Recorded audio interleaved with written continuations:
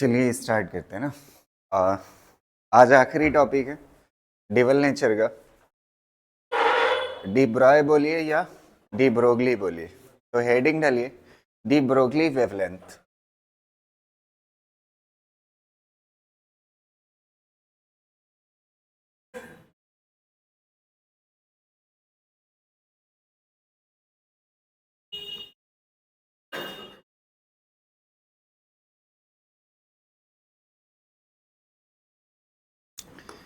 D Broglie wavelength, ठीक है। देखिए, एक पार्ट जो है वो फोटो इलेक्ट्रिक इफेक्ट के ऊपर है और एक पार्ट जो है वो डी ब्रॉय वेवलेंथ के ऊपर, ठीक है। तो अभी जो इससे पहले हमने पढ़ा है इसका ओवरव्यू देख लीजिए। इससे पहले हमने रेडिएशन के दो नेचर देखे, रेडिएशन के दो नेचर, ठीक है। एक वेव नेचर देखा था, किसमें? वेव ऑप्टिक्स में। किसमें देखा था?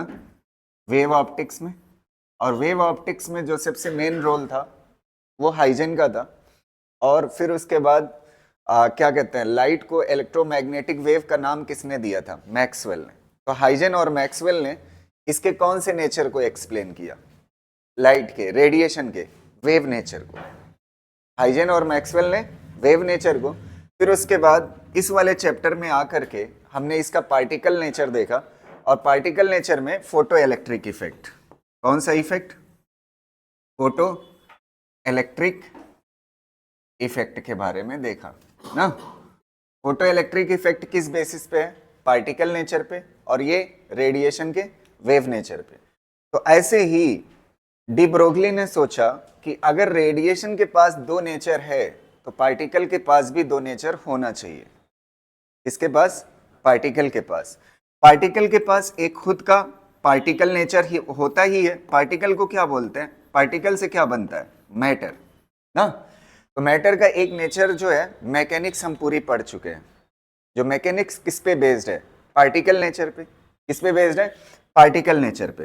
तो पार्टिकल नेचर पे पूरी मैकेनिक्स हमारी हो चुकी है। ये पार्ट हमारा कंप्लीट है। अब बचा कौन सा है? मैटर या पार्टिकल का कौन सा नेचर? Wave nature. कौन सा नेचर? वेव नेचर, ठीक है। ये वेव नेचर, ये जो पार्टिकल का वेव नेचर है ना, ये जो पार्टिकल का वेव नेचर है, ये कैसे पता चला? ये किसने बताया? इसके बारे में डी ब्रोगली ने बताया। किसने बताया? डी ब्रोगली ने। कहां से पता किया? ये जो फोटो इलेक्ट्रिक की इक्वेशन किसने दी थी? आइंस्टीन ने दी थी। किसने दी थी? आइंस्टीन ने। एक बात मैं बताऊं, ये जो वेव ऑप्टिक्स है इसमें जब आप एनर्जी पढ़ते थे तो एनर्जी के मतलब दो फार्मूले, एक क्या होता है? एच न्यू फ्रीक्वेंसी के फॉर्म में, एक होता है एस सी बाई लेमडा। ये दो फार्मूले एनर्जी के होते हैं ना। यहां पर ये वाला जो नेचर है ये सिर्फ कौन सा नेचर एक्सप्लेन करता है? ये जो एनर्जी की इक्वेशन है ये वेव नेचर में है। किसके फॉर्म में है? वेव नेचर के फॉर्म में। अगर एनर्जी की इक्वेशन, मतलब फोटॉन के पास क्या एनर्जी होती है, देखना ध्यान से। ये वाला एक इक्वेशन पढ़े हो, E इज इक्वल टू क्या? M C square. तो M इज इक्वल टू क्या हो जाता है? E by C square. अच्छा, ये पता चला एनर्जी के पास मास होता है। एनर्जी के पास क्या होता है? मास होता है। लेकिन एनर्जी के पास मास कब होता है? जब एनर्जी क्या करती है? चलती है।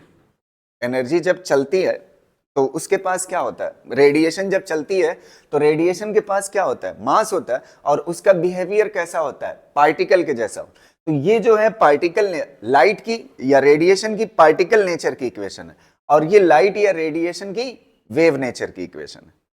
इसकी है वेव ने। तो आइंस्टीन ने इन्हीं दो इक्वेशंस को पढ़ा, वो सॉरी आइंस्टीन कह रहा हूं, डी ब्रोगली ने इन्हीं दो इक्वेशंस को पढ़ा और अपनी हाइपोथेसिस दे दी। समझ आ रहे ना? एनर्जी का फार्मूला ये है फ्रीक्वेंसी और वेवलेंथ के फॉर्म में, ये वेव का नेचर है। और ये कौन सा है?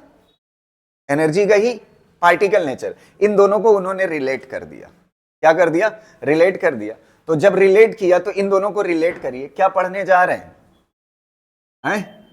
तो कौन सी इक्वेशन कंसीडर होगी एनर्जी की? अच्छा, ये दोनों एनर्जी है तो दोनों को इक्वल कर लीजिए। तो E is equal to M C square और E is equal to S C by lambda. इन दोनों को जोड़ दीजिए एक साथ। तो E इज इक्वल टू क्या हो जाएगा? S C by lambda. और E इज इक्वल टू क्या होता है, mc स्क्वायर ना। तो यहां से C क्या हो जाएगा, cancel, lambda is equal to क्या हो जाएगा, h बाई एम सी। अगर आपको याद हो, मास इंटू वेलोसिटी क्या कहलाता है, मोमेंटम। मास इंटू वेलोसिटी क्या कहलाता है, मोमेंटम। क्या कहलाता है, मोमेंटम ना। और ये जानते हैं मोमेंटम किसका है, फोटान का। किसका है, फोटान का। और ये वेवलेंथ जो है किसकी है, फोटान की, है कि नहीं, ये किसकी है, फोटान की। तो ये इक्वेशन दोनों देखिए, दोनों देखे अगर आप ध्यान से देखेंगे, दोनों रेडिएशन से इक्वेशन है ये। दोनों किससे, रेडिएशन से। रेडिएशन की इक्वेशन को जोड़ करके उन्होंने कहा कि अगर ऐसा कर दें, डी ब्रोगली ने, इस मोमेंटम को फोटान की जगह पे पार्टिकल का भी ले सकते हैं। जैसे फोटान, लाइट के पास, रेडिएशन के पास दो नेचर है ना, कभी वो कैसा बिहेव करती है, वेव जैसा, और कभी वो कैसा बिहेव करती है, पार्टिकल के जैसा। तो अगर वो दो तरह से बिहेव कर सकती है, तो अगर आप क्या कहते हैं, उसी से कोरिलेट करके देखें, सिमेट्री कह सकते हो। क्या कह सकते हो, सिमेट्रिकली। अगर उससे सिमेट्रिकली रिलेट करके देखा जाए तो मैटर के पास भी क्या होगा, दो नेचर होगा। तो उन्होंने कहा एक काम कर लेते हैं, खाली यहां पे जो ये फोटान का मोमेंटम है, इसकी जगह पे आप किसका कर लीजिए, मास इंटू वेलोसिटी कर लीजिए, और ये किसका मोमेंटम हो जाएगा, किसका हो जाएगा, पार्टिकल का। और पार्टिकल के पास भी दो नेचर होते हैं, पार्टिकल के पास भी दो नेचर, एक मैकेनिक्स वाला होता है और एक ये वाला होता है, जिसके पास क्या होती है, पार्टिकल के पास वेवलेंथ होती है जब चलता है।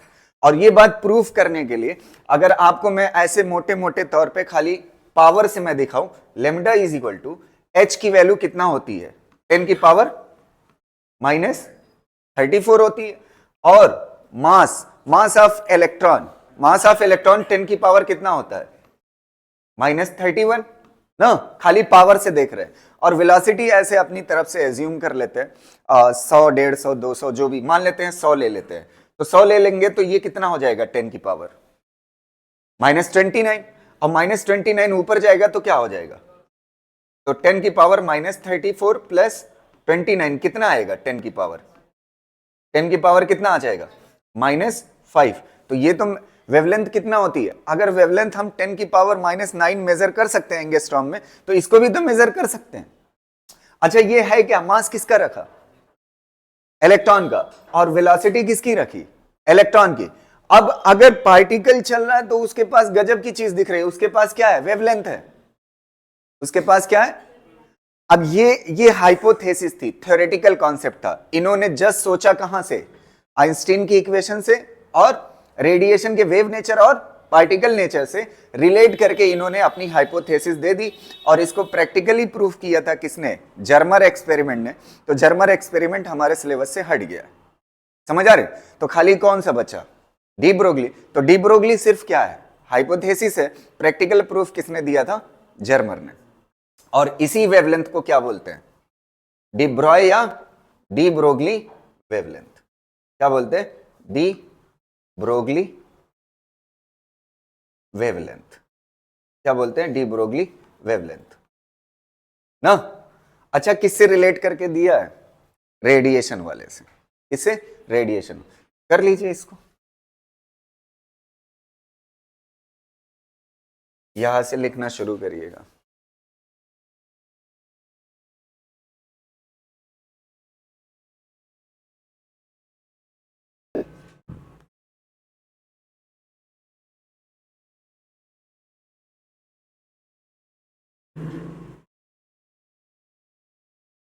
हो गया, चलो ये वाला देखो।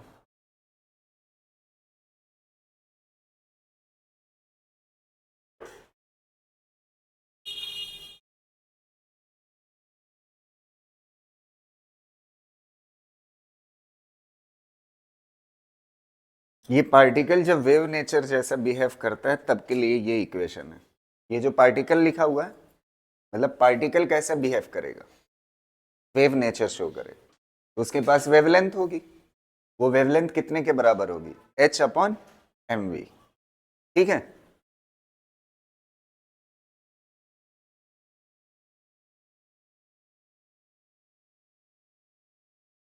हो गया है, लिख चुके हैं। चलिए अब देखिए लेमडा इज इक्वल टू क्या होता है, एच अपॉन एम वी ना, एच अपॉन एम वी मतलब मोमेंटम, क्या मोमेंटम ना। अच्छा मोमेंटम को काइनेटिक एनर्जी में भी बदला जा सकता है, ठीक है। तो एक और फार्मूला वेवलेंथ का बन सकता है। तो P इज इक्वल टू क्या होता है, kinetic energy is equal to क्या होता है, हाफ एम वी स्क्वायर। और कई दफा बता चुका हूं, मास से क्या कर लीजिए मल्टीप्लाई, और मास से क्या कर दीजिए डिवाइड। तो ये क्या हो जाएगा एम स्क्वायर के is equal to half M square V square divide by क्या हो जाएगा एम। अच्छा एम वी कितने के बराबर होता है पी, तो पी स्क्वायर डिवाइड बाई क्या हो जाएगा 2m। तो p is equal to P square is equal to क्या हो जाएगा 2m के। तो p इज इक्वल टू कितना हो जाएगा √2m के क्या है काइनेटिक, m क्या है मास ऑफ पार्टिकल, समझ आ रहे। अब यहां पे रख दीजिए तो लेमडा इज इक्वल टू क्या हो जाएगा h अपॉन √2m के हो जाएगा। ये हो जाएगा वेवलेंथ का फार्मूला किसके फॉर्म में, काइनेटिक एनर्जी। क्लियर रहेगा, इसको कर लीजिए। और एक बात और देख लीजिए, ध्यान से सुनिएगा, अगर दो तरह के पार्टिकल होते हैं, एक चार्ज होते हैं एक अनचार्ज होते हैं, समझ आ रही ना बात, चार्ज और कैसे अनचार्ज। तो चार्ज के लिए ये वेवलेंथ का फार्मूला अलग है और अनचार्ज के लिए अलग है, समझ आ रहा है। जैसे न्यूट्रॉन कैसा है अनचार्ज। तो अच्छा ये बताओ, मान लेते हैं ये दो प्लेट है, थोड़ा सा कॉन्सेप्ट समझिएगा। इसको मैंने बैटरी से जोड़ दिया, ये पॉजिटिव टर्मिनल से और ये नेगेटिव टर्मिनल से। अच्छा यहाँ पे अगर किसी पॉजिटिव चार्ज पार्टिकल को या नेगेटिव चार्ज पार्टिकल को रखा जाता है, तो ये जो क्या कहते हैं बैटरी का पोटेंशियल है, ये क्या करेगा उसको, अगर यहाँ पे किसी चार्ज पार्टिकल को छोड़ देते हैं, तो चार्ज पार्टिकल अगर होता है तो इलेक्ट्रिक फील्ड में उस पर क्या लगता है फोर्स लगता है, चाहे वो पॉजिटिव हो चाहे वो नेगेटिव हो। और इलेक्ट्रोस्टैट में ये बात बहुत अच्छे से पढ़ाई है, इलेक्ट्रिक फील्ड में अगर कोई चार्ज पार्टिकल है, अगर वो पॉजिटिव है तो उस पर फोर्स फील्ड की डायरेक्शन में लगता है, अगर वो नेगेटिव है तो फील्ड के अपोजिट लगता है। तो कहने का सेंस ये है कि अगर आप यहाँ पे चार्ज पार्टिकल रखते हैं तो चार्ज पार्टिकल पे फोर्स कौन लगाता है, फील्ड लगाती। अगर फोर्स फील्ड लगाती है तो फील्ड ही तो इसको काइनेटिक एनर्जी प्रोवाइड करा रही। तो काइनेटिक एनर्जी की जगह पे पोटेंशियल के फॉर्मेट में हम बदल सकते हैं फार्मूला। लेकिन जब पार्टिकल कैसा होगा, चार्ज होगा। अगर अनचार्ज होगा तो उस पर फील्ड का इफेक्ट होगा, तो अनचार्ज पे फील्ड का इफेक्ट, तो फील्ड का इफेक्ट नहीं होगा तो इसके पास काइनेटिक एनर्जी, इसका मतलब पोटेंशियल से नहीं आ रही है या फील्ड से नहीं आ रही, बल्कि उसको फेंका गया होगा। तो उसकी काइनेटिक एनर्जी का फार्मूला पोटेंशियल में नहीं बदल सकता। नहीं समझ आई बात। चार्ज पार्टिकल को ही फील्ड चला सकती है, अनचार्ज को। तो चार्ज पार्टिकल को अगर काइनेटिक एनर्जी मिल रही है तो किसकी वजह से मिल रही है, पोटेंशियल की वजह। तो काइनेटिक एनर्जी का की जगह पे आप पोटेंशियल पुट कर सकते हैं जब पार्टिकल कैसा हो, चार्ज हो। और जब अनचार्ज होगा तब तो उसको काइनेटिक एनर्जी कैसे मिलेगी, पोटेंशियल से नहीं मिलेगी बल्कि फेंकने से मिलेगी। समझ आ रही ना बात। तो इसलिए काइनेटिक एनर्जी की जगह पे पोटेंशियल का फार्मूला सिर्फ किसके लिए आएगा, चार्ज के लिए। इसके लिए आएगा चार्ज के लिए। तो चलिए इसको बदल लेते हैं। आपने बहुत अच्छे से पढ़ा है, कल भी मैंने एक दफा बताया था, पोटेंशियल इज इक्वल टू होता है वर्क अपॉन चार्ज। तो वर्क इज इक्वल टू क्या हो जाएगा, चार्ज इनटू पोटेंशियल। अच्छा ये बताओ, मान लेते हैं ये पार्टिकल की इनिशियल वेलोसिटी 0 थी। पार्टिकल की इनिशियल वेलोसिटी क्या थी, 0 थी। रेस्ट से चलना शुरू करता है, तो रेस्ट से अगर चलना शुरू करता है तो इस पे फोर्स लगेगा, तो स्पीड बढ़ती जाएगी टाइम के साथ, है कि नहीं। तो बढ़ती जाएगी। तो एक चीज आप समझिएगा, अगर मैं initial kinetic energy work energy theorem से देखिएगा, वर्क एनर्जी थ्योरम क्या कहता है, वर्क एनर्जी थ्योरम कहता है कि वर्क बराबर होता है, अगर आपको याद हो वर्क पावर एनर्जी, वर्क बराबर होता है के फाइनल माइनस के इनिशियल के। तो आप यहां पे रख सकते हो, वर्क की जगह पे क्या रख सकते हो, के फाइनल माइनस के इनिशियल इज इक्वल टू क्या होगा, क्यूवी। कितने के बराबर होगा, क्यूवी के बराबर। अच्छा के इनिशियल अगर रेस्ट से चलना शुरू किया है तो इनिशियल क्या हो जाएगा, 0 हो जाए। क्या हो जाएगा 0। तो काइनेटिक एनर्जी कितने के बराबर हो गई QV। तो अब यहां पे लेमडा इज इक्वल टू क्या लिख सकते हो H upon under root 2m/Q_V। ये जो फार्मूला है ये किसके फॉर्म में, पोटेंशियल के फॉर्म। ये सिर्फ किसके लिए, चार्ज पार्टिकल के लिए। किसके लिए, चार्ज्ड पार्टिकल के लिए। इसके लिए चार्ज पार्टिकल। कर लीजिए इसको, ठीक है।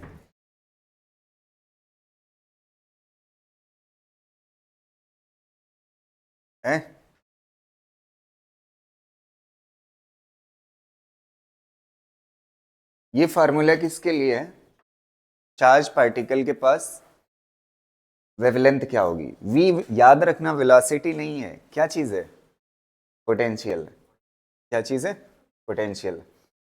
ठीक, यहां तक हो गया।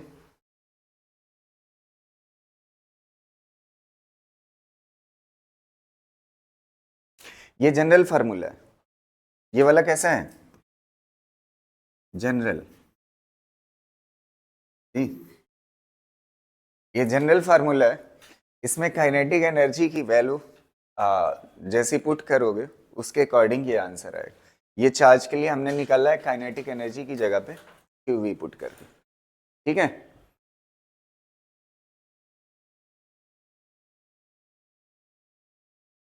लिख चुके हैं आप,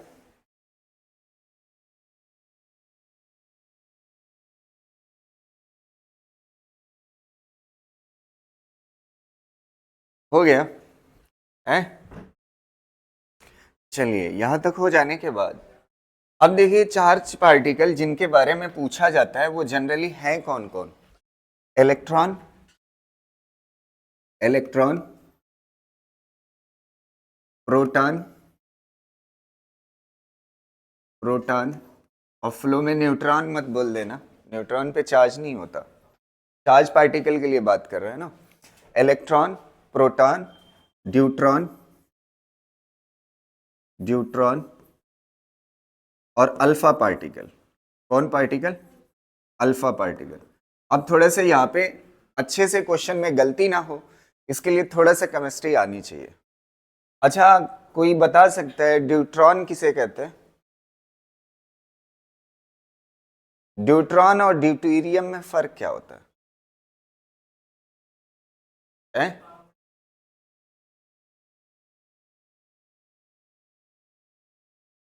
क्या क्या क्या नहीं नहीं नीचे से ही ठीक है ड्यूटेरियम और ड्यूट्रॉन इसमें क्या फर्क होता है?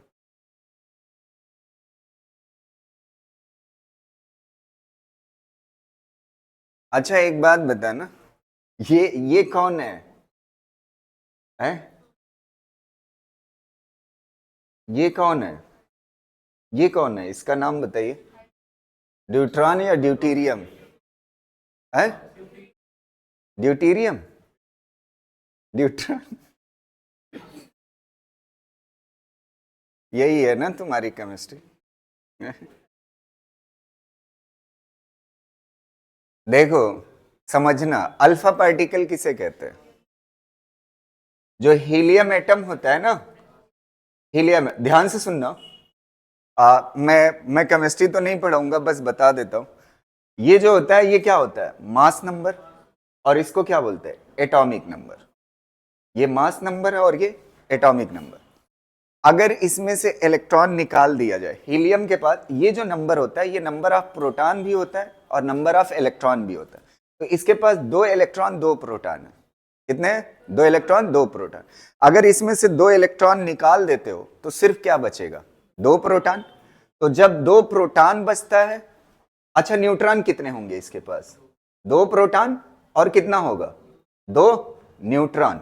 न्यूट्रॉन कैसे पता चलता है, मास नंबर से क्या माइनस कर दो, एटॉमिक नंबर, समझ आ, तो क्या पता चल जाता है, न्यूट्रॉन। इलेक्ट्रॉन भी कितने हैं अभी, 2 अगर ये है तो हीलियम कहलाता है। क्या कहलाता है, हीलियम। अगर इस इलेक्ट्रॉन को निकाल दो तो क्या कहलाता है, हीलियम का न्यूक्लियस, जिसको क्या बोलते हैं, अल्फा पार्टिकल। ऐसे ही ये जो ड्यूटेरियम है क्या है, ड्यूटेरियम। इसके पास एक इलेक्ट्रॉन, एक प्रोटॉन और न्यूट्रॉन कितने हैं, दो में से एक जाएगा तो कितना होगा, एक न्यूट्रॉन। अगर इस इलेक्ट्रॉन को निकाल दो तो इसे ड्यूट्रॉन बोलते हैं। क्या बोलते हैं? तो मैं किसके लिए पढ़ाने जा रहा हूं, चार्ज पार्टिकल लिखा है ना, तो अगर ये ड्यूटेरियम रहेगा तो इस पे तो चार्ज आएगा नहीं, तो फिर ये फार्मूला वैलिड नहीं होगा QV वाला। पोटेंशियल कब काम करेगा, चार्ज पार्ट। तो ड्यूटेरियम में ये फार्मूला नहीं लगेगा, किसके लिए लगेगा, ड्यूट्रॉन, जिसपे क्या हो, चार्ज पार्ट। तो एक चीज इसका नोटेशन, इलेक्ट्रॉन को आप कैसे लिखते हो, -e, और इसके पास ऑलमोस्ट मास क्या होता है, 0 होता है। कितना होता है, या तो आप मास की बात अगर करें तो मास ऑफ प्रोटॉन जो होता है ना, मास ऑफ प्रोटॉन, उसका डिवाइड बाई 1836 होता है। कितना होता है, 1836। और प्रोटॉन को कैसे लिखते हो, प्रोटॉन को कैसे लिखते हो, H लिखते हो ना, और यहां पे क्या लिखते हो, यहां पे क्या होता है, +1 होता है। क्या होता है, +1। इसके पास मास होता है ना, और इसको क्या लिख दोगे, मास ऑफ प्रोटॉन। अच्छा, इसके पास ड्यूट्रॉन के पास क्या होगा, ड्यूट्रॉन के पास चार्ज कितने होंगे, चार्ज एक ही होगा, है तो हाइड्रोजन ही ना, चार्ज कितना होगा, एक इलेक्ट्रॉन के बराबर होगा। कितने के, वो एक इलेक्ट्रॉन प्रोटॉन का चार्ज लगभग क्या होता है, सेम होता है, बस एक प्लस होता है एक माइनस। तो ये एक चार्ज रखेगा और मास कितना रखेगा, 2 मास ऑफ क्या रहेगा, इसमें क्या क्या चीज है, एक प्रोटॉन और एक न्यूट्रॉन। ये वाला चैप्टर जब तक मैं पढ़ाऊंगा तो प्रोटॉन और न्यूट्रॉन का मास सेम माना जाएगा, ऑलमोस्ट कैसा माना जाएगा, सेम माना जाए। तो ये कितने के बराबर होगा, 2 मास ऑफ प्रोटॉन ना। और जब हीलियम की बात करेंगे, हीलियम के पास कितना पॉजिटिव चार्ज होगा, 2 पॉजिटिव चार्ज, और मास की बात करेंगे तो कितना होगा, 4 times of mass of proton. यहां तक कोई दिक्कत, समझ आ रही ना बात। तो ये हो गए चारों चार्ज पार्टिकल के एक्सप्रेशन। इसके पास एक पॉजिटिव चार्ज, इसके पास ड्यूट्रॉन के पास एक पॉजिटिव चार्ज, और अल्फा के पास, अगर यहीं पे हीलियम के लिए क्वेश्चन बोल देगा तो हीलियम एटम अनचार्ज होता है, तो अनचार्ज के लिए दूसरा फार्मूला है। अभी किसकी बात कर रहा हूं मैं, चार्ज पार्ट, इसीलिए अल्फा पार्टिकल की बात कर रहे हैं। अब हमारा फार्मूला जनरली क्या है, थोड़ा सा बताइएगा। General formula lambda is equal to क्या होता है, H अपॉन कितना होता है, √2m⁴V। अब आप देखिएगा, जब आप इलेक्ट्रॉन की बात करेंगे तो इलेक्ट्रॉन का चार्ज आपको पता है, और इलेक्ट्रॉन का क्या पता है, मास पता है। पोटेंशियल खाली बता दे तो हम वेवलेंथ बता देंगे, समझ आ रहा है। अब देखिए, प्रोटॉन का आपको क्या पता है, चार्ज पता है, एक ही चार्ज होता है 1.6 × 10⁻⁹, और एक ही क्या होता है, मास ऑफ प्रोटॉन। अब मास ऑफ प्रोटॉन और न्यूट्रॉन यहां पे मैं लिख देता हूं, ऑलमोस्ट बराबर होता है, और ऑलमोस्ट बराबर होता है तो कितने के बराबर होता है, 1.67 1.67 × 10⁻⁻27 kg होता है। आपको मास ऑफ प्रोटॉन भी पता है, और मास ऑफ इलेक्ट्रॉन भी यहीं पे लिख देता हूं, कितने के बराबर होता है, 9.1 × 10⁻31 kg। अच्छा ये बताओ, यहां पे क्या रखना है, अगर प्रोटॉन की बात करोगे तो प्रोटॉन की बात करोगे तो मास ऑफ प्रोटॉन और चार्ज ऑफ प्रोटॉन आपको पता है, रखोगे आपको लेमडा मिल जाएगा, किसके लिए, प्रोटॉन के लिए। आपको ड्यूट्रॉन के लिए चाहिए तो चार्ज तो एक ही होगा, और मास कितने के बराबर होगा, 2 times of mass of proton. Mass of proton लिखा हुआ है, रख दो, आ जाएगा फार्मूला उसका। फिर उसके बाद अल्फा पार्टिकल की बात करना है, तो अल्फा पार्टिकल का मास आपको पता है कितने के बराबर होता है, 4 टाइम्स मास ऑफ प्रोटॉन, और चार्ज कितने के बराबर होता है, 2 टाइम्स, है कि नहीं। बस यहाँ पे पुट करो, आपको वेवलेंथ मिल जाएगी, किसकी, इसके लिए, अल्फा पार्ट। तो चारों का सीधा सीधा मैं फार्मूला लिख देता हूं, आपको डेरिवेशन कराने की जरूरत नहीं है, बस फार्मूला आप याद रखिएगा, आपका काम हो जाएगा, ठीक है। उन चारों का फार्मूला मैं लिखता हूं, ध्यान से सुनिएगा। पहला, इलेक्ट्रॉन के लिए, इलेक्ट्रॉन के लिए अगर फार्मूला लिखोगे वेवलेंथ का, ये वेवलेंथ मैं लिख रहा हूं, वेवलेंथ का फार्मूला लिखोगे सीधा होगा 12.27 divide by root of potential, और आंसर जो आएगा पोटेंशियल की वैल्यू वोल्ट में पुट करने के बाद वो एंगस्ट्रॉम में आएगा, इसमें आएगा एंगस्ट्रॉम। पहला आंसर हो गया। दूसरा आंसर किसके लिए चाहिए, प्रोटॉन के लिए। प्रोटॉन के लिए जो वेवलेंथ का फार्मूला होगा 0.286 divide by root of v होगा, इतना होगा, ठीक है। और आंसर किस में आएगा? एंगस्ट्रॉम में। इसको थोड़ा सा और बदलाव कर सकते हो, कभी कभी कैलकुलेशन आसान बनाने के लिए इसको ऐसे भी याद कर सकते हो, 0.2 रूट 2, 0.2 रूट 2 रखोगे तो यही आएगा आंसर। डिवाइड बाई कितना हो जाएगा? रूट v, और क्या हो जाएगा? एंगस्ट्रॉम। समझ आ रही? फिर उसके बाद किसके लिए लिखना है? ड्यूट्रॉन के लिए। लाइन थोड़ा तिरछी हो रही है, वो आप समझ जाना, ठीक है। ड्यूट्रॉन के लिए लिखना है तो ये होता है 0.202 divide by root of v, और यूनिट क्या? एंगस्ट्रॉम। और अल्फा पार्टिकल के लिए जब सारी वैल्यूज पुट कर दोगे 0.101 divide by root v angstrom. बस चारों फार्मूला हो गया। और ये चारों आपको क्या रहना चाहिए? रटा रहना चाहिए। पोटेंशियल की वैल्यू इसमें पुट करो, आपको वेवलेंथ मिल जाएगी सारे चार्ज पार्टिकल। क्लियर रहेगा? कर लीजिए इसको।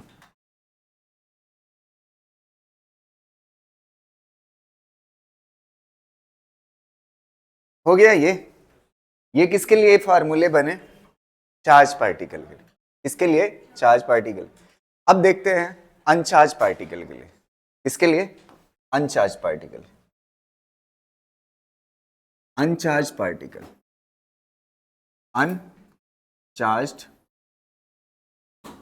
पार्टिकल, अनचार्ज पार्टिकल जैसे न्यूट्रॉन। कौन? न्यूट्रॉन, ठीक। और न्यूट्रॉन के साथ साथ यही गैसेस के लिए भी है। गैसेस किसके लिए? गैसेस के लिए, ठीक है। इसके लिए फार्मूला होगा गैसेस के लिए और न्यूट्रॉन के लिए, दोनों के लिए फार्मूला क्या होगा? सेम होगा। केटीजी याद है? केटीजी, केटीजी में एक फार्मूला पढ़ाया था। एक पार्टिकल के लिए काइनेटिक एनर्जी का फार्मूला होता है K इज इक्वल टू, अगर याद हो, 3/2 KB T। यहां पे KB क्या होता है? Boltzmann constant, Boltzmann constant. और T क्या होता है?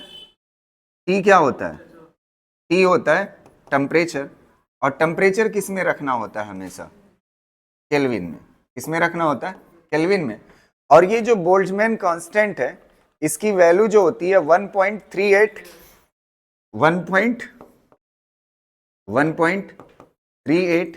इंटू 10⁻⁻23 10⁻⁻23 जूल पर केल्विन होती है। ये होता है बोल्ट्जमैन कांस्टेंट। समझ आ रही ना? अब आप देखिएगा इसमें जो काइनेटिक एनर्जी है, एक मिनट सुनना, अगर किसी पार्टिकल के पास, वो अनचार्ज है, अनचार्ज के पास अगर काइनेटिक एनर्जी है या वेलोसिटी, काइनेटिक एनर्जी में क्या टर्म छिपा होता है? वेलोसिटी है।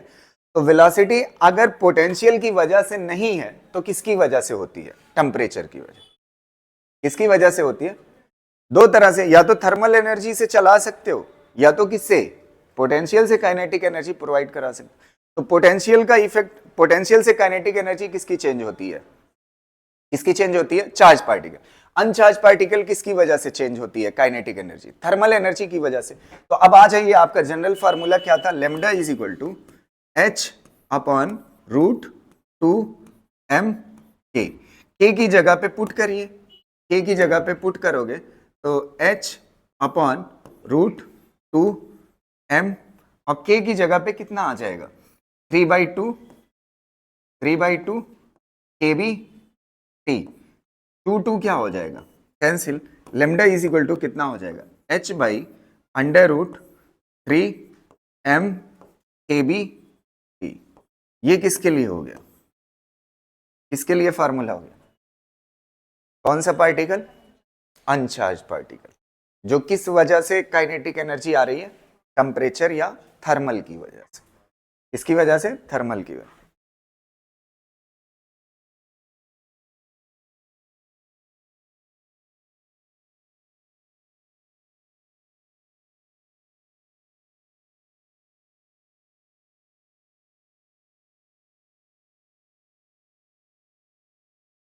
हो गया है। एक मैं क्वेश्चन देखिए आप कैसे आंसर गलत कर सकते हैं उसको बताता हूं इस पे, ठीक है? आप बताइएगा आंसर, 1 मिनट सुनना। लेमडा इज इक्वल टू, एक फार्मूला होता है एच अपॉन एम वी ना, और एक फार्मूला होता है H upon under root 2m के ना, ये होता है, ठीक? अगर मैं आपसे पूछूं वेवलेंथ जो है मास के साथ कैसा रिलेशन रखती है, वेवलेंथ मास के साथ कैसा रिलेशन रखती है, तो यहाँ पे इनवर्सली प्रोपोर्शनल है m के, और यहाँ पे इनवर्सली प्रोपोर्शनल है रूट m के, तो आप किस पे टिक करेंगे? समझ आ रही ना बात? वेवलेंथ जो है, दो फार्मूले होते हैं। अगर आपसे बोलता है वेलोसिटी कांस्टेंट है, क्या चीज कांस्टेंट है? वेलोसिटी कांस्टेंट है, तो उस वक्त डी ब्रोगली वेवलेंथ जो है वो इनवर्सली प्रोपोर्शनल होगी m के। और अगर काइनेटिक एनर्जी कांस्टेंट बोलता है, क्या बोलता है? काइनेटिक एनर्जी कांस्टेंट बोलता है, तो उस वक्त लेमडा इनवर्सली प्रोपोर्शनल होगा रूट m। ये बात पढ़ लीजिएगा, वेलोसिटी कांस्टेंट पे पूछा है या काइनेटिक एनर्जी का। जब काइनेटिक एनर्जी कांस्टेंट होगी तो इनवर्सली प्रोपोर्शनल रूट m के, और जब वेलोसिटी कांस्टेंट होगी तो इनवर्सली प्रोपोर्शनल m के। इसको कर लीजिए।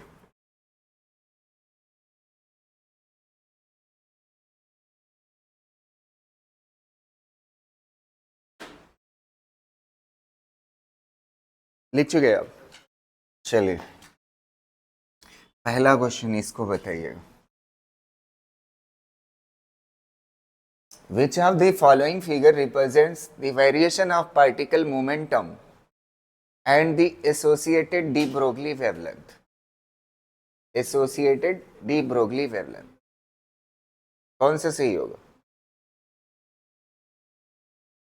Momentum lambda is equal to क्या होता है? h अपॉन p, तो p इज इक्वल टू क्या हो जाएगा? h upon lambda. तो मोमेंटम का लेमडा के साथ कैसा रिलेशन है? इनवर्स, और इनवर्स का ग्राफ ऐसा होता है ना, पढ़ा चुका हूं मैं, ठीक है? कर लीजिए इसको।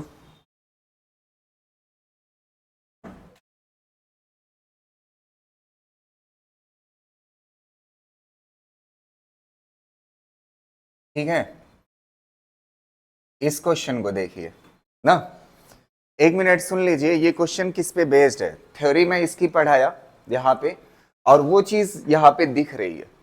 अच्छा क्वेश्चन है, इसको मैं सबसे पहले थ्योरी क्लैरिफाई कर देता हूँ, फिर इस क्वेश्चन पे आता हूँ ना।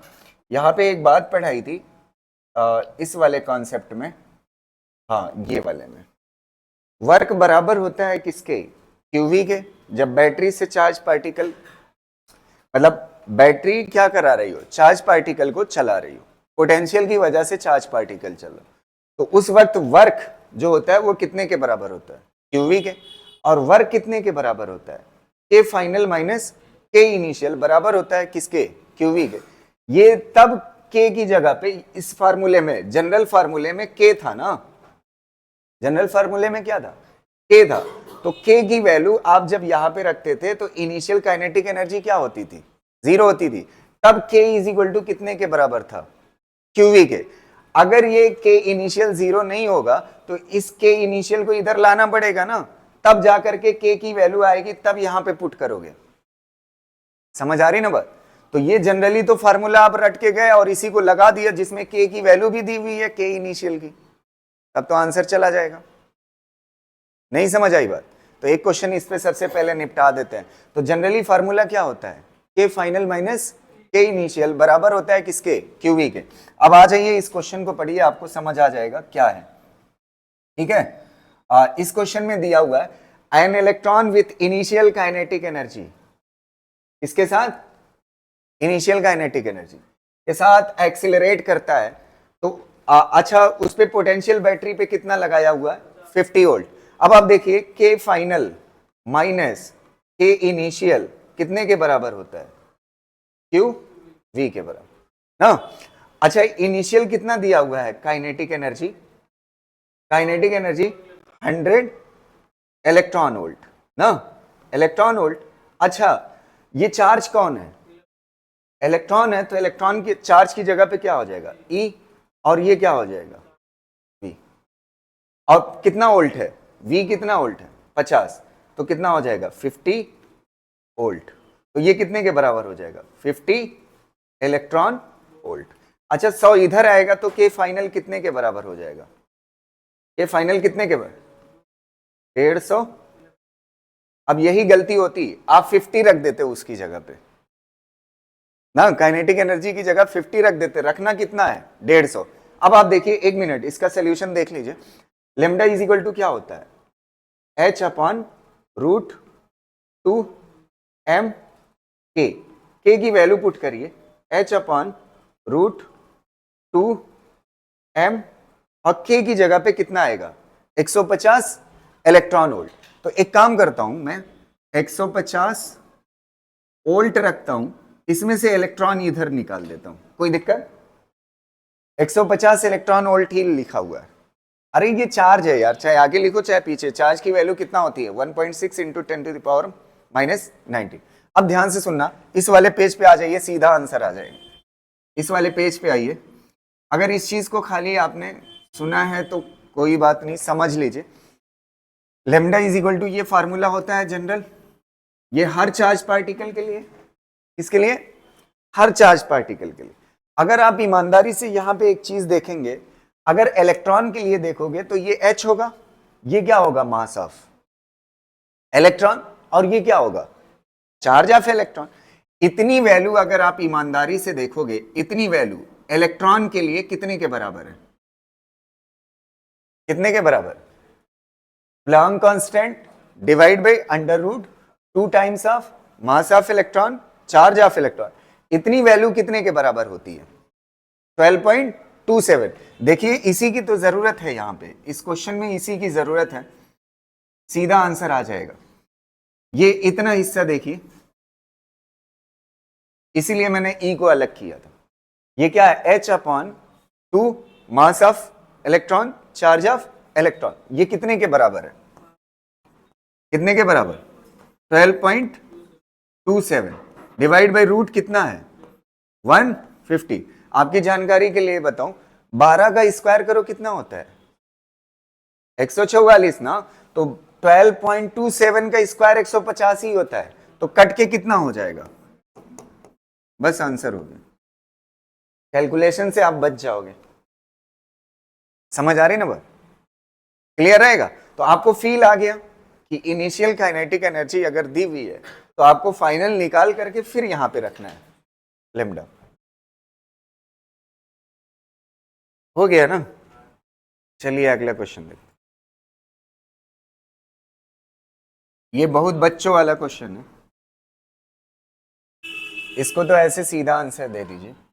कह रहा है the magnitude of de Broglie wavelength of electron, proton, neutron, alpha particle all are having same energy ना।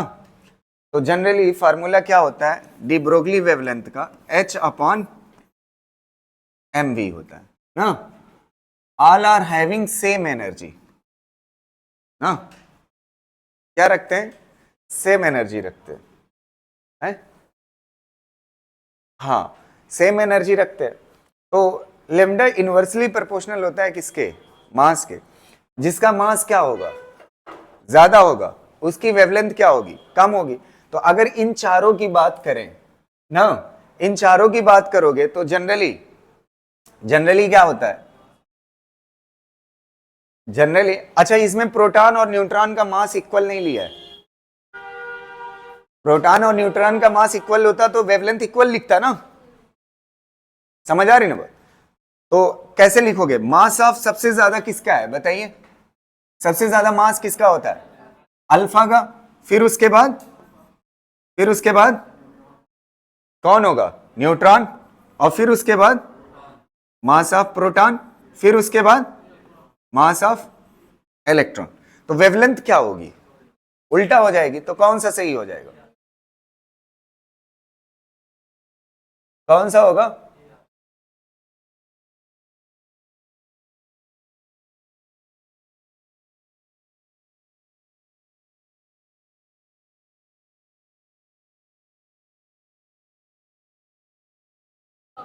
सी कौन कह रहा है बे? कौन सा सही होगा? बी वाला। सबसे ज्यादा वेवलेंथ किसकी होगी? इलेक्ट्रॉन की, फिर किसकी? प्रोटॉन की, फिर किसकी? न्यूट्रॉन की। सबसे छोटी किसकी होगी? अल्फा। बताओ, ढूंढ नहीं पा रहे हैं, ये हाल है?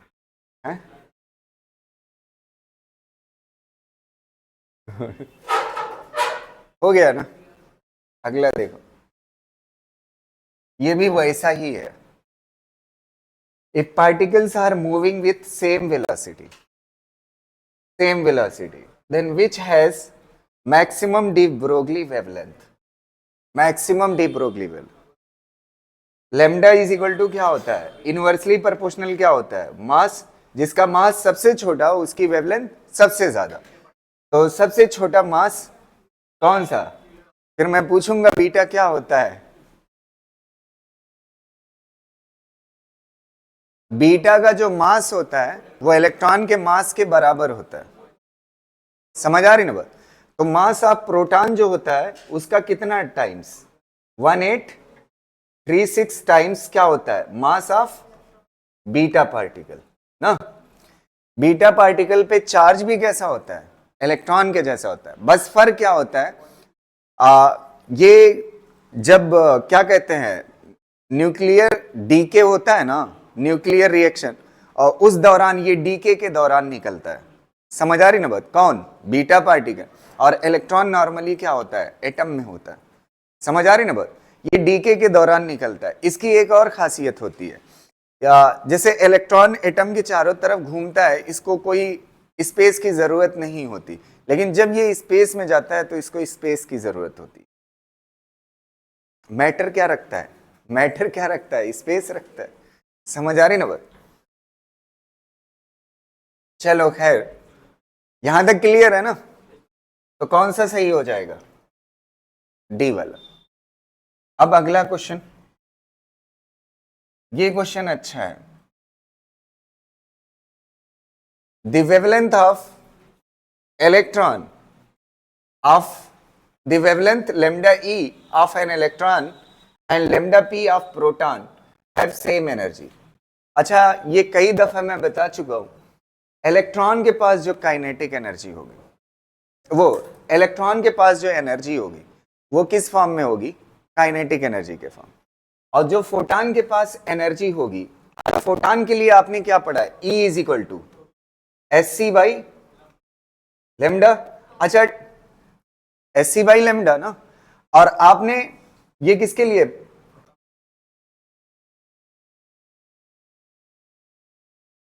अरे बाप रे बाप, प्रोटॉन है।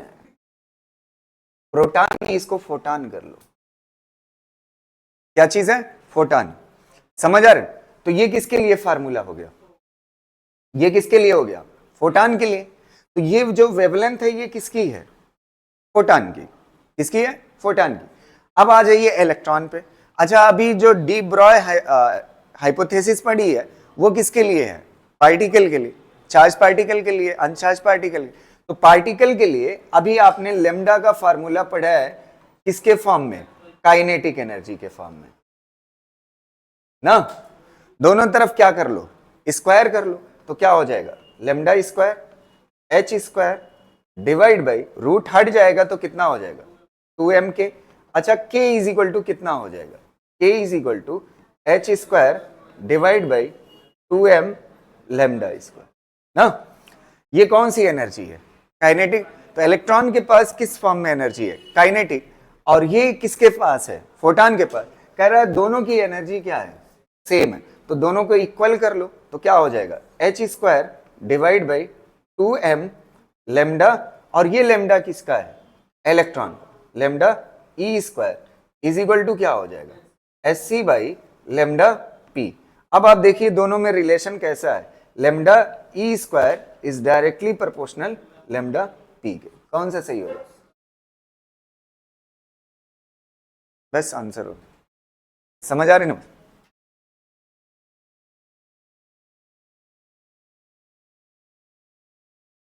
है कि नहीं? चलो इसको देखो, क्वेश्चन को। ये भी उसी पे बेस्ड है। कह रहा है electron of mass m proton have same energy E। Electron of mass m and A photon have energy E, photon के पास एनर्जी कितना है, ई है, और इलेक्ट्रॉन के पास क्या है, मास है, कितने के बराबर, m.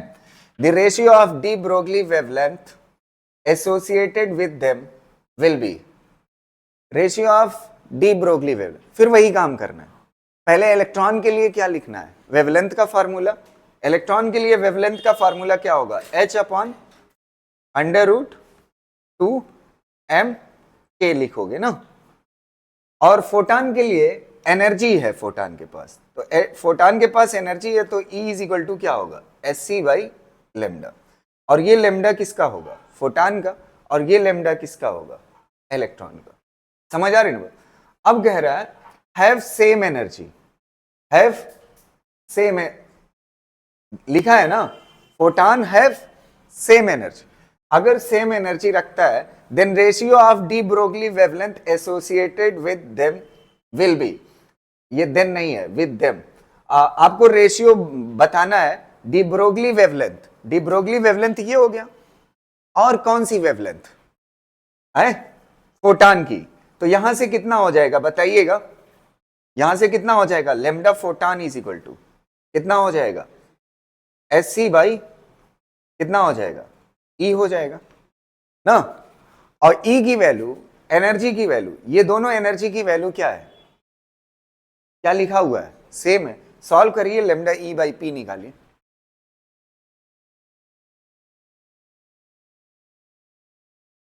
दोनों की वैल्यू सेम है, K की जगह पे आप क्या पुट कर सकते हो, E पुट कर सकते हो, कोई दिक्कत नहीं, तो यहां से क्या हो जाएगा, lambda E is equal to h upon root 2m, K की जगह पे क्या लिख सकते हो, E लिख सकते हो ना, डिवाइड बाई क्या हो जाएगा, लेमडा प्रोटॉन, और ये कितने के बराबर है, लेमडा वो प्रोटॉन कह रहा हूं, लेमडा फोटान कितने के बराबर, sc बाई लिखने से बेहतर है कहां लिख लीजिए, E, अच्छा E को आप क्या लिख सकते हो, रूट ई लिख सकते हो, E को आप क्या लिख सकते हो, रूट ई, एक रूट ई क्या हो जाएगा, कैंसिल, तो क्या बचेगा, अच्छा H से H क्या हो जाएगा, कैंसिल, कितना बचेगा, ये 1 डिवाइड बाई C बचेगा, ये C बचेगा, और E को क्या लिखोगे, रूट ई, एक रूट ई, नीचे से क्या हो जाएगा, कैंसिल, बचेगा क्या ऊपर, रूट ई डिवाइड बाई कितना बचेगा, 2m, कौन सा ऑप्शन आ रहा है, रूट का मतलब क्या होता है, 1/2, कौन सा आ जाएगा,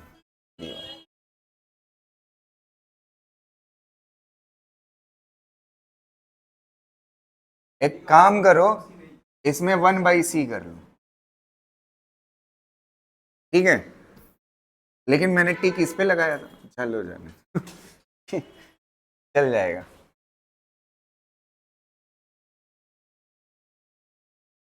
चलो ये वाला कर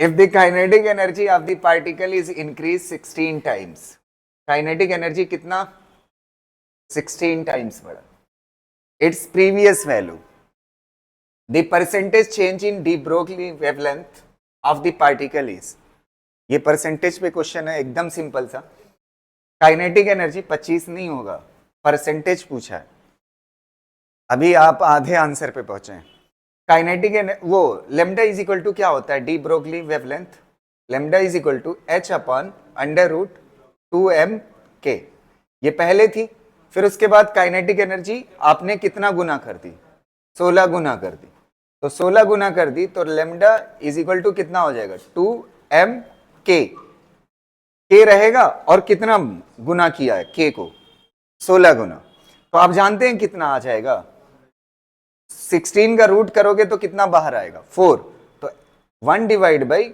4, और ये कितना हो जाएगा, h upon under root 2m के, इतना हिस्सा देखिए कितने के बराबर है, लेमडा के बराबर, तो कितना हो जाएगा, लेमडा बाई 4, ये लेमडा बाई 4 वेवलेंथ है डी ब्रोगली ना। अब परसेंटेज पूछा है, तो ओरिजिनली कितना थी लेमडा, और है कितना अब, लेमडा बाई 4, तो lambda minus lambda by 4 divide by original into क्या, 100, अब आएगा परसेंटेज चेंज इन वेवलेंथ। जैसे आपके मार्क्स होते हैं, समझ आ रहे, चेंज पूछा है ना, तो लेमडा कहां से कहां चेंज हुई, लेमडा से कितना, लेमडा 5 4, तो ये क्या हो गई, change in wavelength divide by क्या, original, change in wavelength divide by original into क्या हो जाएगा 100। ये बात समझ आ रही ना, परसेंटेज काफी दफा पढ़ा चुका हूं, काफी बार, है कि नहीं। कौन सा 75%। चेंज पूछा है आपसे, अगर ऐसे पूछता कि कितना परसेंट बची है तो कितना होता 25, ठीक।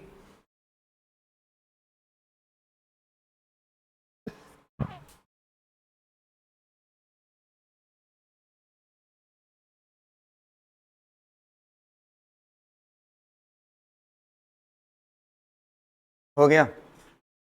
अगला क्वेश्चन बहुत जबरदस्त है, और जस्ट फोटो इलेक्ट्रिक इफेक्ट का उल्टा है। क्या है, फोटो इलेक्ट्रिक इफेक्ट का उल्टा है। लिख चुके हैं आप, लिख लो।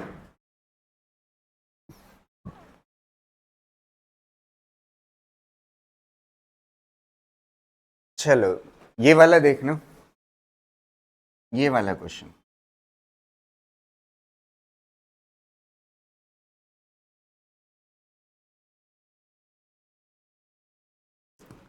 देखो, इलेक्ट्रॉन ऑफ मास है, एक मिनट सुनना, ये फोटो इलेक्ट्रिक इफेक्ट के जैसा है क्वेश्चन, और फील करना ये तगड़ा क्वेश्चन है। Electron of mass M, mass M with de Broglie wavelength lambda, एक electron de Broglie wavelength lambda के साथ आकर के पड़ता है, falls on the target. Target मतलब आप ये समझिए जैसे उसमें फोटो इलेक्ट्रिक इफेक्ट में पढ़ते थे तो क्या आकर के टकराता था सरफेस से, क्या टकराता था, फोटान। फोटान की जगह पे कौन टकरा रहा है, क्योंकि इलेक्ट्रॉन जब मोशन में होता है तो उसके पास भी क्या होता है, उसके पास कौन सा नेचर होता है, वेव नेचर। जब मोशन में होता है तो क्या होता है, वेव नेचर होता है। इसको भी समझाना पड़ेगा क्या, इलेक्ट्रॉन के पास क्या होता है। अच्छा कसम से तुम लोग एकदम गए गुजरे हो, ये वी क्या होता है, स्पीड। ऐसे लेमडा से देख लो, lambda is equal, lambda inversely proportional होता है किसके, वी के। लेमडा, अब इस पे भी कुछ लोग आंख चौड़ी कर रहे हैं, लेमडा इज इक्वल टू, यही तो पढ़ाया एच अपान, तो वेलोसिटी के क्या होता है, इनवर्स रिलेशन रखता है ना। अब आप देखिएगा एक चीज आप समझिए, अगर आपकी वेलोसिटी क्या हो जाए, जीरो हो जाए, वेलोसिटी क्या हो जाए, जीरो, किसी पार्टिकल की वेलोसिटी जीरो होना मतलब आप समझ रहे हो पार्टिकल किस में आ जाएगा, रेस्ट में। अगर पार्टिकल रेस्ट में आ जाता है तो लेमडा क्या हो जाएगी, लेमडा क्या हो जाएगी, अनडिफाइंड। लेमडा क्या हो जाएगी, मतलब जब पार्टिकल रुका हुआ है तो उस वक्त वेवलेंथ अनडिफाइंड होती है। अब जब वेवलेंथ अनडिफाइंड होती है तो वो पार्टिकल नेचर होता है, क्या होता है, पार्टिकल नेचर। तो सिर्फ रेस्ट में अगर पार्टिकल है तो उसके पास कौन सा नेचर है, पार्टिकल। अगर उसके पास वेलोसिटी आ गई तो उसके पास क्या आ जाएगा, वेव नेचर। जैसे हम पढ़े थे ना, फोटान का रेस्ट में मास क्या होता है, जीरो। फोटान का रेस्ट मास क्या होता है, लेकिन जब चलता है तो उसके पास कौन सा मास आ जाता है। तो फोटान के चलने पे क्या आता है, मास, और रुकने पे क्या हो जाता है, जीरो ना। ऐसे ही पार्टिकल नेचर में क्या है, अगर पार्टिकल रेस्ट में है तो वो पार्टिकल है, और अगर चलने लगा तो वो वेव नेचर जरूर शो करे। समझ आ रही ना बात। तो अब यहां पे देखिएगा, लाइट की जगह पे कौन आके पड़ रहा है, लाइट की जगह पे कौन आके पड़ रहा है, इलेक्ट्रॉन। इलेक्ट्रॉन आके पड़ रहा है और उसकी वेवलेंथ दिया हुआ है कितना, लेमडा। तो इलेक्ट्रॉन किसी एनर्जी के साथ आ रहा होगा ना, आकर के पड़ रहा होगा। अब आकर के जब पड़ता है, falls on a target in X-ray tube, the cutoff wavelength lambda naught of wavelength, lambda naught wavelength emitted X-ray, emitted X-ray। ये जबरदस्त क्वेश्चन है। आगे टकरा कौन रहा है, इलेक्ट्रॉन। कौन टकरा रहा है, इलेक्ट्रॉन। और टूट के निकल कौन सी क्या रही है, एक्सरे, मतलब आप समझ रहे हो, रेडिएशन। अच्छा फोटो इलेक्ट्रिक इफेक्ट में क्या होता था, रेडिएशन आती थी, टूट के क्या निकलता था, और यहां पे कौन आ रहा है, इलेक्ट्रॉन, और टूट के क्या निकल रही ना। उल्टा क्वेश्चन पूछा है, जबरदस्त क्वेश्चन। अब जो एक्सरे निकल रही है ना, वो किस, अच्छा एक्सरे क्या है, रेडिएशन। रेडिएशन के पास क्या होगी, एनर्जी, और एनर्जी जानते हैं किसके बराबर है, किस फॉर्मेट में है, पढ़िए ना। ये क्या लिखा हुआ है, कट ऑफ वेवलेंथ मतलब थ्रेशोल्ड। तो इसके पास जो एनर्जी है, जो एक्सरे निकल रही है ना, वो थ्रेशोल्ड के बराबर एनर्जी रखता है। तो यहां से जो एनर्जी निकलेगी वो कितने के बराबर होगी, थ्रेशोल्ड, और थ्रेशोल्ड एनर्जी कितने के बराबर होती है, Sc/λ ना। अच्छा ये बताओ, जब कोई चीज टूट करके थ्रेशोल्ड पे निकल रही है, समझ आ रही ना, तो इसका मतलब जितनी एनर्जी यहां से आ रही है उतनी एनर्जी इसको, मतलब निकलने के लिए उतनी ही एनर्जी चाहिए ना। तो ये दोनों आपस में क्या होंगे, दोनों एनर्जी बराबर। ये एनर्जी किसकी होगी, इलेक्ट्रॉन की, और ये एनर्जी किसकी होगी, फोटॉन की, रेडिएशन ना। तो ये एनर्जी कितने के बराबर है, Sc/λ, और ये एनर्जी किसकी है, इलेक्ट्रॉन की। निकाल सकते हो कि नहीं वहां से, डी ब्रॉय हाइपोथेसिस से, लैम्डा इज इक्वल टू क्या होता है, h/√2m k, स्क्वायर कर दो दोनों तरफ, तो क्या हो जाएगा, lambda square is equal to h² divide by 2m k। k is equal to कितना आ जाएगा, k इज इक्वल टू यहां से h² डिवाइड बाई 2m ना। आ गई ना एनर्जी इलेक्ट्रॉन की। ये जो एनर्जी आएगी काइनेटिक एनर्जी, वो किसकी होगी, इलेक्ट्रॉन की। अब क्या कट रहा है, लेमडा से लेमडा कैंसिल, एक मिनट, ये लेमडा क्या है, फोटान है, और ये लेमडा क्या है, गड़बड़ कर रहे थे। यहां तक क्लियर है ना, कोई दिक्कत नहीं है। अब देखो एस से एच क्या हो जाएगा, एक एच क्या हो जाएगा, कैंसिल। आपसे पूछा क्या है, लेमडा किसकी है, ये जो थ्रेशोल्ड पे निकल रही थी, कौन, फोटान। लेमडा फोटान वाला कौन सा है, ये वाला ना। लेमडा पी निकालना है, निकाल दीजिए, कितना आएगा देखिए। Lambda P is equal to कितना हो जाएगा, lambda P is equal to 2mc, lambda E का क्या हो जाएगा, होल स्क्वायर डिवाइड बाई क्या हो जाएगा, h, 2m, यहां पे c छूटा हुआ है, ठीक है, हाँ छूटा हुआ है यहां पे, नोट्स में है, उसमें छूट गया, ठीक है।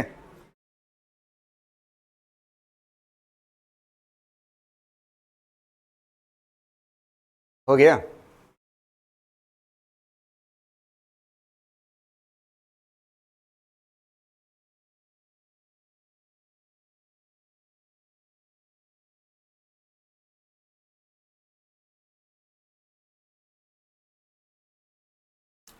अगला देखें, नेक्स्ट क्वेश्चन।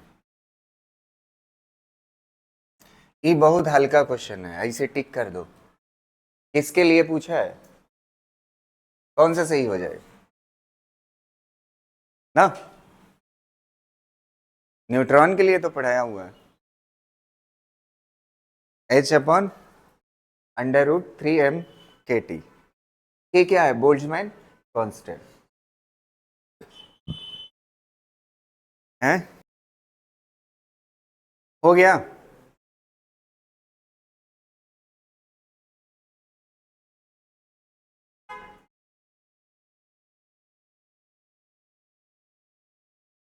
चार्ज और अनचार्ज पे डिपेंड करता है बस, ठीक है। किस मीडियम का वो न्यूट्रॉन है उससे फर्क नहीं पड़ता। हो गया, ये वाला घर से कर लेना, ठीक है। इसमें कैलकुलेशन है वैसे, क्या कहते हैं, कर सकते हो। लेमडा इज इक्वल टू क्या होता है, किसके लिए पूछा है, न्यूट्रॉन के लिए। तो फार्मूला क्या होता है, h/√3m/kT होता है, ना, 3 mkt होता है। h की वैल्यू आप जानते हो 10 की पावर कितना होती है, -34। ठीक है, de Broglie wavelength of neutron in thermal equilibrium at temperature T, इसको क्या करते हैं, k को इधर करते हैं और t को इधर करते हैं, 3 mkt। ये लेमडा की वैल्यू होती है। प्लैंक कांस्टेंट की वैल्यू आप जानते ही हो। मास ऑफ न्यूट्रॉन आप क्या है जानते हो, ठीक है। और रही बात किसकी, काइनेटिक एनर्जी की, ठीक है, वो सॉरी, इसमें के क्या है, बोल्ट्जमैन कांस्टेंट। बोल्ट्जमैन कांस्टेंट की वैल्यू जानते हो आप, ठीक है। प्लैंक कांस्टेंट, मास और किसकी, बोल्ट्जमैन कांस्टेंट की वैल्यू जानते हो, तो आप रखोगे आपको आंसर डी वाला मिल जाएगा। कौन सा मिल जाएगा, डी वाला।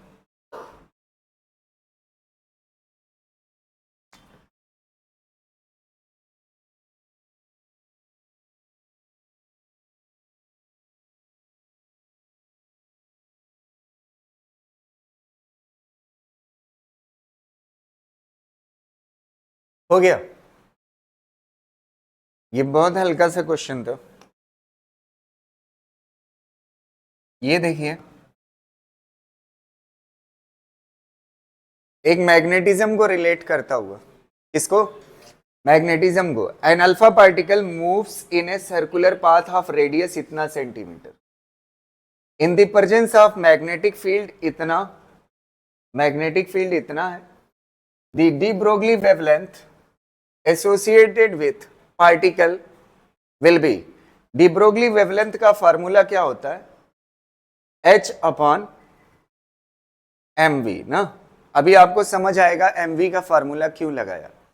अगर आपको ये फार्मूला याद हो, मैग्नेटिक फील्ड में अगर कोई चार्ज पार्टिकल परपेंडिकुलरली इंटर करता है, कैसे इंटर करता है, परपेंडिकुलरली इंटर करता है, तो उसका मोशन कैसा होता है, सर्कुलर होता है। और इस सर्कुलर के लिए एक फार्मूला था रेडियस का, मैग्नेटिज्म में पढ़ाया था, R is equal to QB divide by क्या होता है, इसको मैग्नेटिज्म में पढ़ाया था, R इज इक्वल टू क्या होता है, mv डिवाइड बाई QB, ये होता है।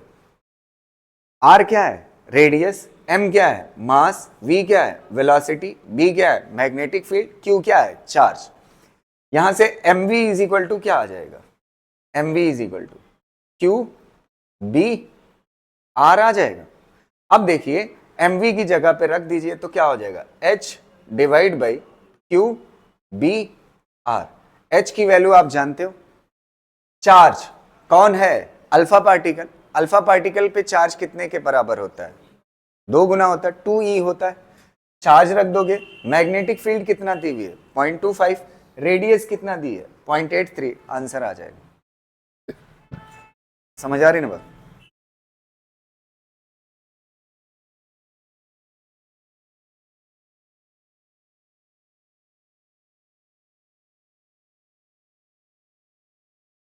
अब थोड़ा सा एक काम करते हैं, आप लिखना रोक दीजिए, मैं एक्सप्लेन कर देता हूं, 15 मिनट में खत्म हो जाएगा, ठीक है।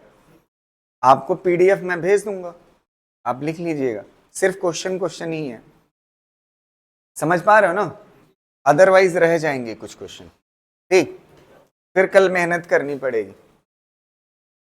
ये वाला क्वेश्चन देखिए, ये अच्छा क्वेश्चन है। If the momentum of an electron changed by p, change in momentum कितने के बराबर है, चेंज इन मोमेंटम कितने के बराबर, p के बराबर, चेंज इन मोमेंटम कितने के बराबर, p के बराबर। Then de Broglie wavelength, first option, हाँ, then de Broglie wavelength associated with it changes by, de Broglie wavelength जो इसके साथ एसोसिएटेड है वो कितना परसेंट चेंज होती है, 0.5%। The initial momentum of the electron will be, initial momentum of the electron will be. ये देखिए इस क्वेश्चन को एरर से कर सकते हैं, लेमडा इज इक्वल टू क्या होता है, h/p होता है ना, लेमडा इज इक्वल टू क्या होता है, h/p होता है। अब आप देखिए मैंने आपको एरर में सिखाया था, अगर आप परसेंटेज चेंज इन लेमडा देख रहे हैं तो यहां पे क्या हो जाएगा, delta lambda divide by lambda into क्या हो जाएगा 100। अच्छा ये बताओ h में कोई चेंज आएगा? h कांस्टेंट है, कांस्टेंट में कोई चेंज पॉसिबल नहीं है, तो ये क्या हो जाएगा 0। बचेगा क्या p। डिवाइड में है या मल्टीप्लाई में उससे कोई लेना देना नहीं होता। लिखने का तरीका क्या होता है? Change in momentum divide by momentum into क्या हो जाएगा 100 ना। अच्छा ये बताओ ये वाली वैल्यू कितना दी हुई है? चेंज इन वेवलेंथ कितना 0.5 is equal to change in momentum कितना दिया हुआ है p, और ये जो नीचे वाला है ये क्या हो जाएगा p इनिशियल इनटू क्या हो जाएगा 100। आ जाएगा कि नहीं p इनिशियल? p इनिशियल कितने के बराबर आ जाएगा? p initial is equal to 100 p divide by कितना 0.5। तो 0.5 ये पॉइंट हटाओगे 0 बढ़ जाएगा, कितना आ जाएगा? बस आंसर होगा। समझ आ रहे ना? ये परसेंटेज में जो नीचे होता है ना वो क्या होता है इनिशियल। अभी इससे पहले वाले क्वेश्चन में भी किया है। वेवलेंथ कौन सी ली थी? इनिशियल वाली नीचे ली थी। ठीक हो गया, समझ आ गया?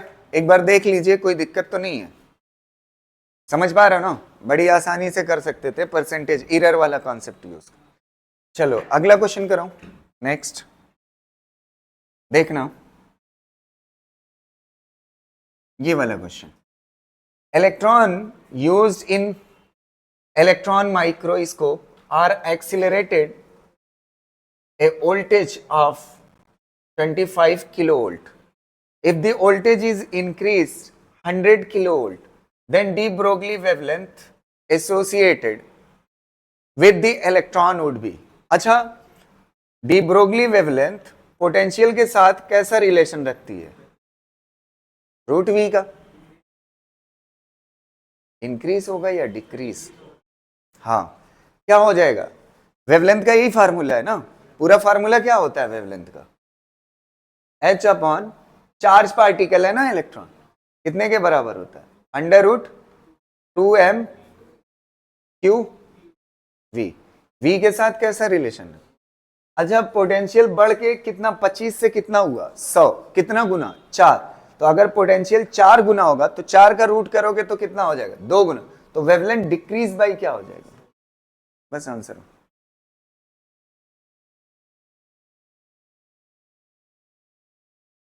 समझ आया? क्लियर है? कर ले जाओगे, कोई दिक्कत? नेक्स्ट क्वेश्चन देखते। ये वाला ये बहुत हल्का क्वेश्चन है, ये फिर मैग्नेटिज्म बेस्ड कॉन्सेप्ट है। वेलोसिटी कितना है?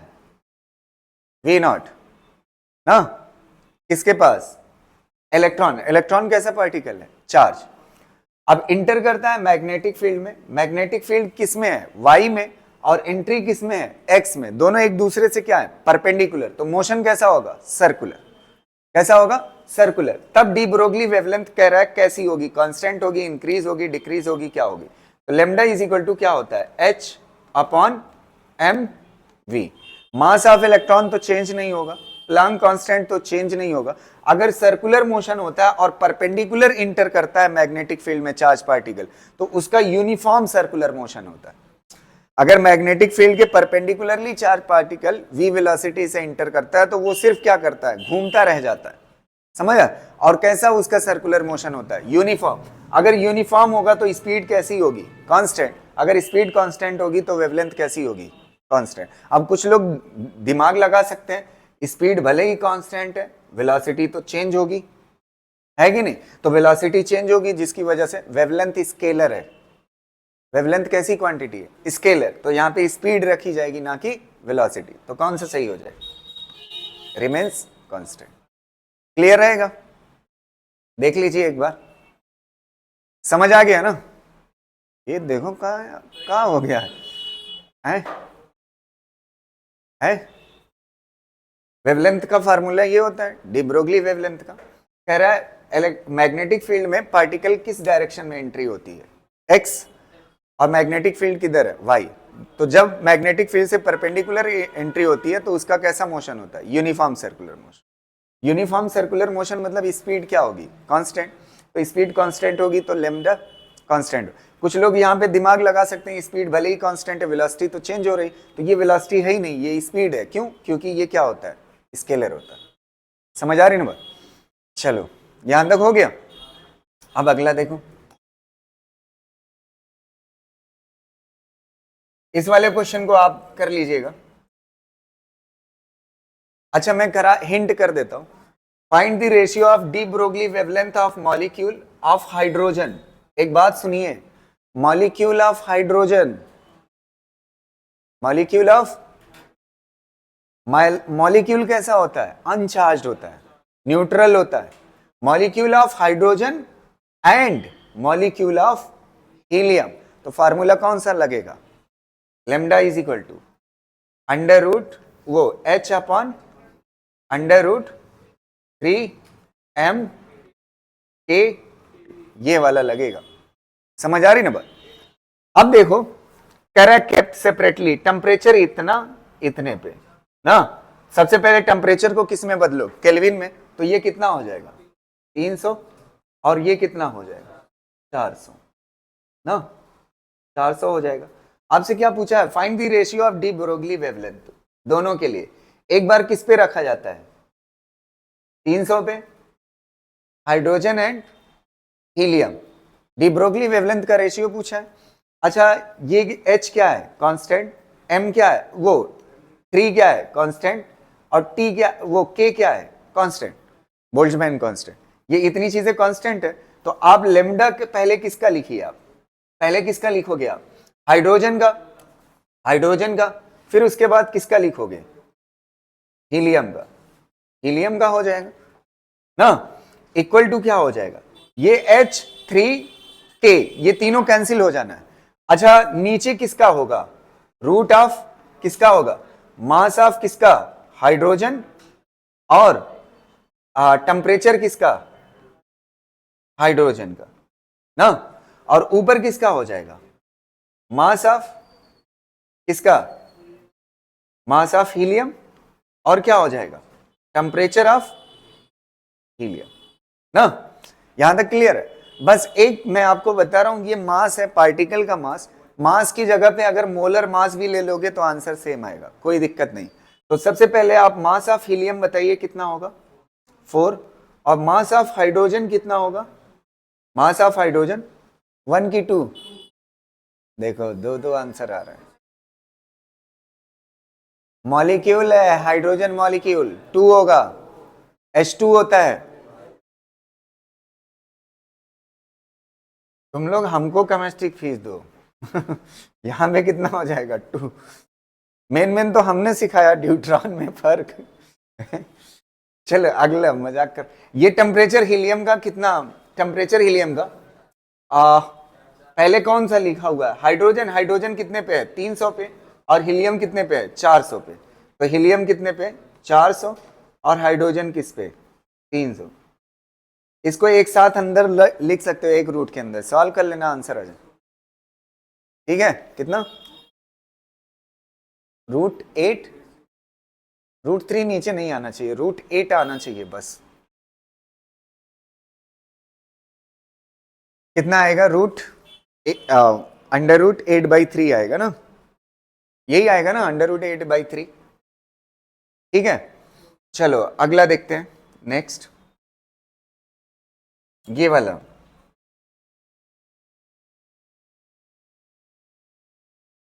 इलेक्ट्रिक फील्ड किधर है, -x, इलेक्ट्रिक फील्ड ऐसे ना, इलेक्ट्रिक फील्ड ऐसे है, ठीक है, ये हो गई इलेक्ट्रिक फील्ड, और वेलोसिटी किधर है, इधर है। आपको ये बात बहुत अच्छे से पता है, इलेक्ट्रॉन इलेक्ट्रिक फील्ड के अपोजिट ही चलता है ना।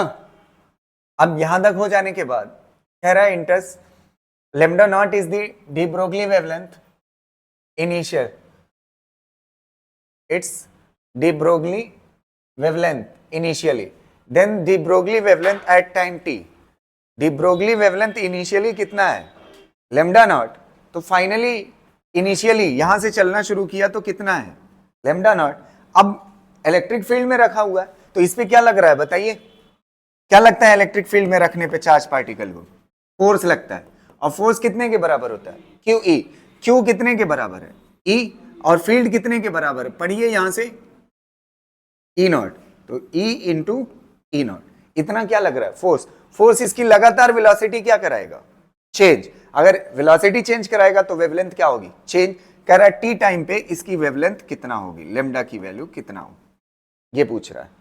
समझ आ रहा है, अच्छा क्वेश्चन है। इसको आप ट्राई कर सकते हैं। लेमडा इज इक्वल टू क्या होता है, एच अपॉन एम वी।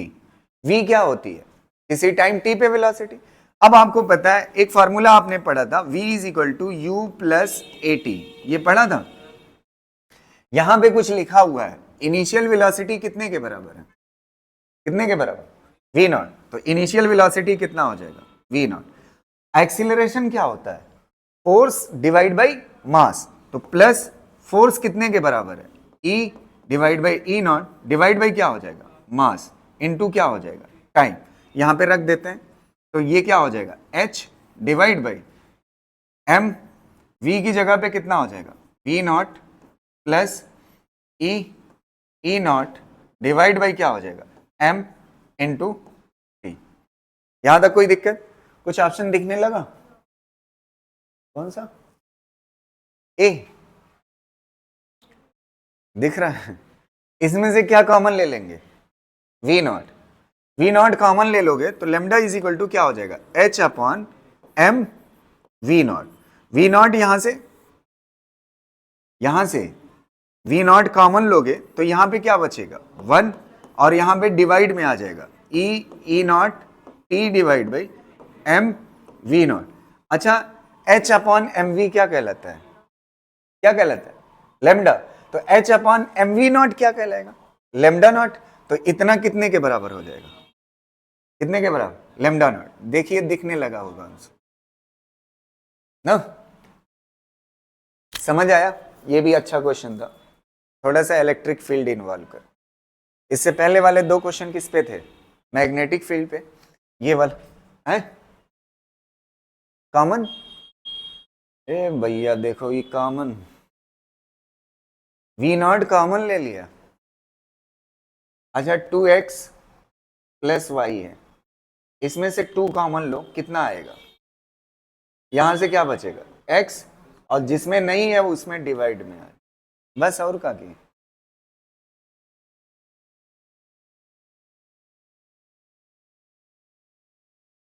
हो गया, एक और कर लो, बस ये लास्ट है। आप एक काम करिएगा, इसके बाद जितने क्वेश्चन पीडीएफ में रहेंगे वो आप खुद से करिएगा, और जो जो क्वेश्चन नहीं आएगा वो हमसे पूछ लीजिएगा, ठीक है। The log log graph between the energy and electron and it's D Broglie wavelength lambda will be, log log graph दिया हुआ है। अब देखो लॉग लॉग तो आप पढ़ते हो ना, पढ़े तो होगे जरूर, केमिस्ट्री में, केमिस्ट्री में शुरुआत में पढ़ाया जाता है। चलो 1 मिनट, नहीं पढ़े हो तब भी हम बता देते हैं। 2 प्रॉपर्टी आपके लिए इंपॉर्टेंट है इस क्वेश्चन को करने के लिए, ध्यान से सुनना। वो प्रॉपर्टी कौन सी है, अगर आपको m की पावर n दिया हुआ है, m की पावर क्या दिया हुआ है, n, और इसका आप लॉग करते हो, क्या करते हो, लॉग करते हो, तो इसको आप लिख सकते हो n log m लिख सकते हो, कोई दिक्कत नहीं। एक प्रॉपर्टी ये, और दूसरी प्रॉपर्टी ये वाली याद रखना है, log m बाई n अगर होता है तो इसको लिख सकते हो log m minus log n। तब क्या कह रहे हो बे, नहीं आ रहा है, यहां तक हो गया। तो यही 2 प्रॉपर्टी पे ये क्वेश्चन है। लेमडा इज इक्वल टू क्या होता है, lambda is equal to h upon, अच्छा कौन सा पार्टिकल कौन सा है, इलेक्ट्रॉन। इलेक्ट्रॉन है तो इलेक्ट्रॉन के लिए कौन सा फार्मूला लगेगा, 2m k। कौन कौन सा है, k मतलब एनर्जी, k मतलब एनर्जी, E लिख देता हूं, k की जगह पे क्या लिख देता हूं, E लिख देता हूं, कोई दिक्कत नहीं ना। अब देखिए इतना दोनों तरफ लॉग करिए, पहले लॉग करिए, लॉग करेंगे तो ये क्या हो जाएगा, लॉग लेमडा बराबर हो जाएगा log h by under root 2me, इतना हो जाएगा। अच्छा एक मिनट सुन लो, एक मिनट सुनना। अब ये वाली प्रॉपर्टी मैं यूज करने जा रहा हूं, ये वाली। इतना हिस्सा देखिए, ये मान लीजिए m के बराबर है ना, तो ये log m डिवाइड बाई क्या है, m बाई n है कि नहीं।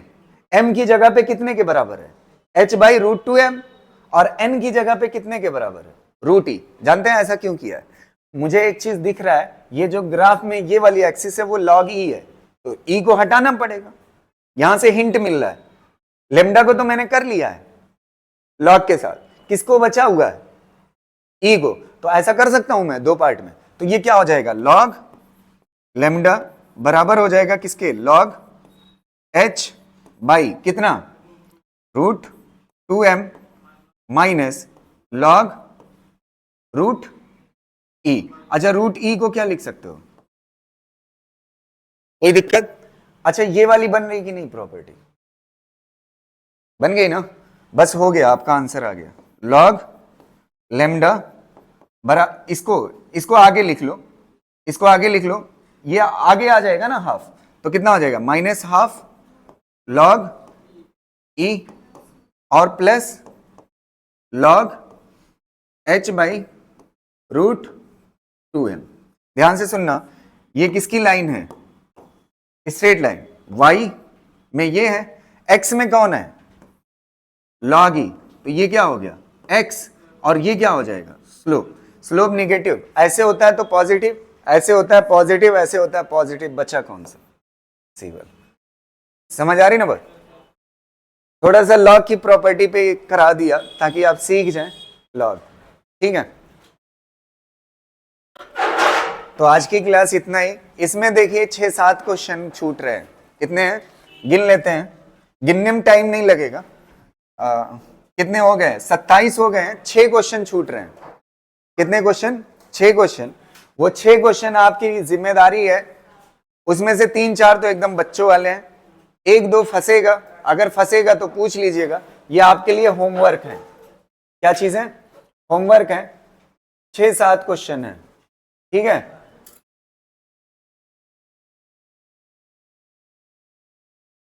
एक क्वेश्चन थ्योरेटिकल बता जाता हूं, थर्मियोन्स किसे कहते हैं, थर्मियोन्स। देखते हैं किसका दिमाग काम कर पाता है,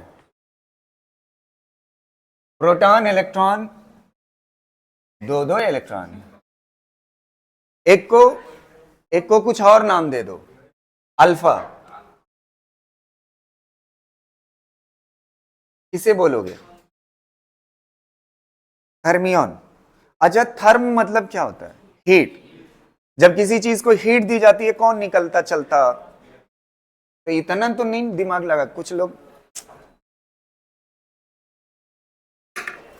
समझ आ रही ना। थैंक यू, ये अच्छे मजाक के साथ क्लास ठीक है, थैंक यू। कल से एटम पढ़ेंगे ना।